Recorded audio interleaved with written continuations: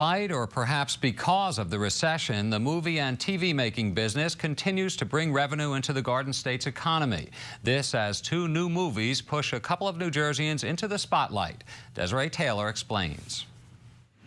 Hollywood seemed a million miles away from this Summit classroom where Robert Kaplow teaches English. That is, until he wrote a book called Me and Orson Welles. The publishers told me in 2006 that Richard Linklater, the film director, wants to buy a film option on the book. This is the story of 1 week in my life.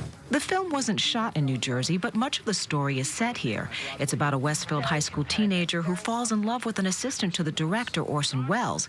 Kaplow didn't write the screenplay himself, and he doesn't expect to profit from the film, but he was invited to the set and met the actors, which earned him clue points with his students.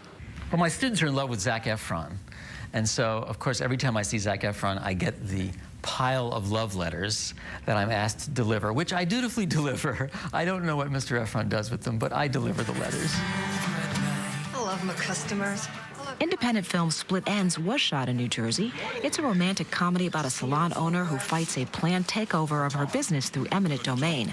Co-writer Libby Christensen, a Maplewood salon owner with Scottish roots, insists it's a fictional story, although it loosely mimics her life. When several of her customers overheard her talking about the movie idea a few years ago, one offered to help, and as they say, the rest is history. To have come from that day with the man saying, I'm a screenplay writer, to fruition, we have a movie and completely finished, and it's surreal. Whether it's a low-budget film like Split Ends, which cost about $200,000 to make, or a multi-million-dollar blockbuster movie, the New Jersey Motion Picture and Television Commission says it all adds up to revenue for the state.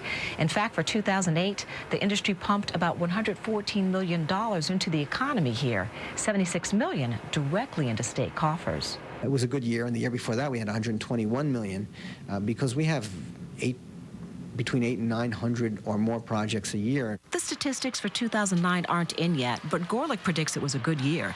He attributes this thriving business to tax incentives and several other factors.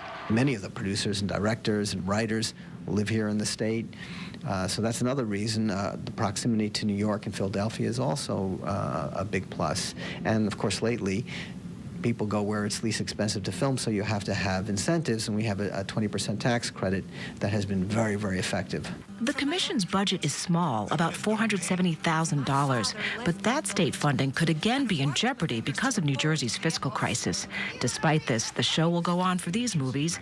Me and Orson Welles opens nationwide on Friday. Split Ends held its premiere in Maplewood, and plans are in the works to secure a distributor. Desiree Taylor, NJN News. The lure of the footlights. That's the news. I'm Jim Hooker. From all of us here at NJN News, thanks for watching. See you back here again tomorrow.